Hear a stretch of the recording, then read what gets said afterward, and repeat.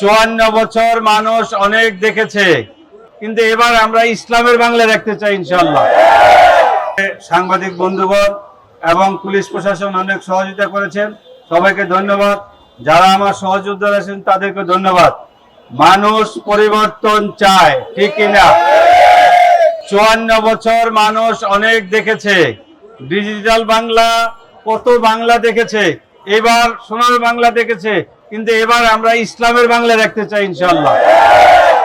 ভাইয়ের আমার, কেন পরিবর্তন চায়? দুর্নীতি দুঃশাসন ছিল এই দেশে। আজকে এক ভালো মানুষ চায়, ন্যায়প্রাণ মানুষ চায়। ভোট একটা সাক্ষী, ভোট একটি আমানত। যে আমানত রাখতে পারবে তাকেই ভোট দেবেন ইনশাআল্লাহ আপনারা। আমি এখানে 3 বার নির্বাচন করেছি, আপনারা জানেন। 2 বার সিটি কর্পোরেশনের নির্বাচন করেছি, ঢাকা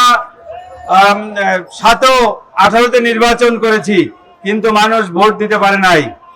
দিনের ভোট রাতে দিয়ে দিয়েছিল। এটা তো একটা দুর্নীতি হয়েছিল। এবার একটা পরিবেশ হবে ইনশাআল্লাহ।